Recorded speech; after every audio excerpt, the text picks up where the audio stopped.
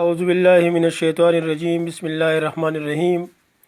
زما ګرانو قدرمندو ملګرو همزولو، زه نن تاسو ته داسې یو ویډیو ښیم چې هغه د کولیسټرولو او د بند زړه والونو او د موټاپې چې کوم خلک ډېر غټي د هغې د کمولو دپاره زه یو څو څیزونه ستاسو عرض کې وړاندې کوم او دا ځان ته جوړ کړئ. انشاءالله دې سره به تاسو ته ډېره زیاته فایده میلاویږي. تاسو به والئ یو ادرک چې سبزی په دکان کې ډېر په اسانۍ سره میلاویږي.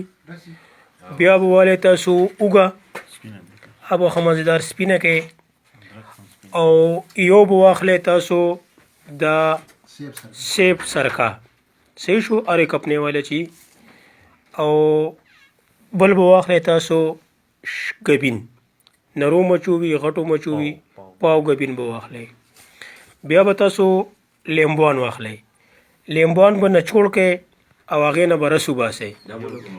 هغه به تاسو ګیلاس کې واچوئ، د هغې پیمانه به وکړئ چې څونه د لیمبو رس دی نو دغه ګیلاس کې د لیمبو رس به تاسو بل ګیلاس کې واچوئ او بیا به اوږه چې کوم دی جوسر باندې میده کې او د هغې نه به جوس وباسئ.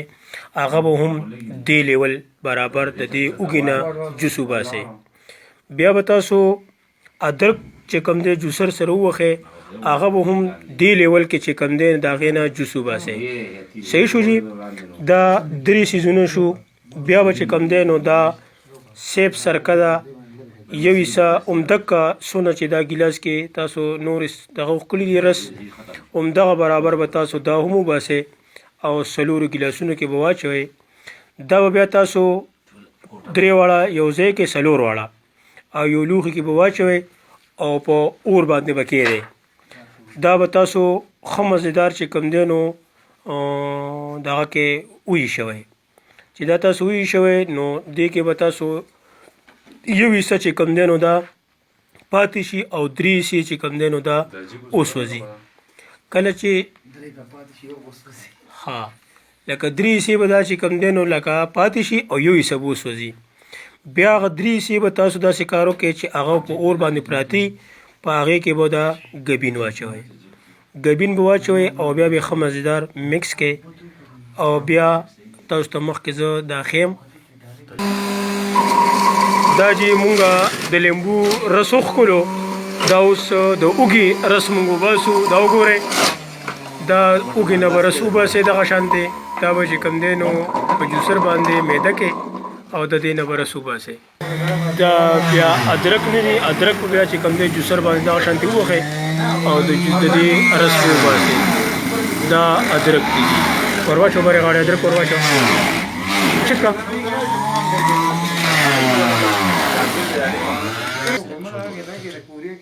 دا زمونږ لیمبو رس شو. دا زمونږ چې کوم دی نو د ادرک لغه شو. دا د اوږې شو یو شانت یو لیول کې او دا چې کوم دی نو دا زمونږ سیب سرکه شو. دا یو مقدار سره دا څلور وړه برابر شو. دا اوس مونږ په اور باندې کېدو. دې کې به چې کوم دی نو دا لومبې دغه واچوئ لیمبو سرکه، بیا پکې چې کوم دی دا ادرکو سرکه او بیا چې کوم دی دا د اوږې سرکه شوه رس او دا چې کوم دی نو د سیب سرکه. څلور واړه په اور باندې کېدی. بیا به دا چې کوم دی وخوټ کوئ ښه مزېدار چې دې کې یو حصه وچ شي او درې حصې پاتې شي. دا جي زمونږ شربت تیارېدو والا دی.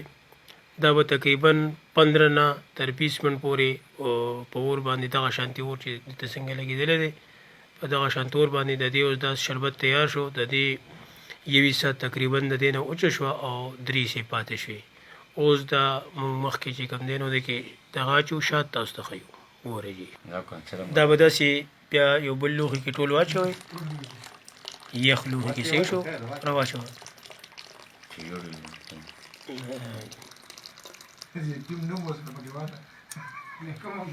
ګرم ګرم په ګرمو دا چې کله یخ لوښي کې واچوئ بیا پکې دا ګبین واچوئ دا ښه خلک کېږي دې ګرمه کې به دا نیم پاو ګبین دی کې به چې کم دی نو پاو ګبین دی که نه پاو ګبین به دې چې کم دی نو واچوئ ښه جي او داسې به رو رو رو رو هلکه هلکه ولړئ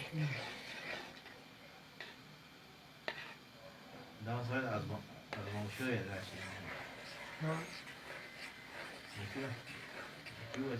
ازمو شوی په دې شفاعت دی دا بیا مکس شو او یو بوتل کې به دا واچوئ او بیا به د دې نه هر سهار په ناره باندې یو چمچ اچوئ 15 ورځې به یو چمچ او 15 ورځو نه پس به دا چې کوم دی بیا سهار نه 2 چمچ اچوئ یو میاشت پورې به دا استعمالوئ بیا یو میاشت به دا نه استعمالوئ او بیا چې کوم دی نو یو میاشت به په دې کې چوټي وکړئ او بیا یو میاشت پس به دا استعمال کوئ بیا انشاءالله موټاپا او کلسترول د زړه بند والونه او انشاءالله دا بس تاسو ټول ختم شي دې سره انشاءالله والسلام او په دعا کې مونږ یاد ساتئ او که چاته په دې کې څه دغه راشي نو زموږ نمبر ځان سره ولیکئ 0300 595 1568 په دې رابطه کوئ او بیا به انشاءالله خسارې نه دا چې په نهاره استعمالوئ نو نیمه ګنډې نه پس بیا ناشته کوئ په دعاګانو کې مونږ یاد ساتئ والسلام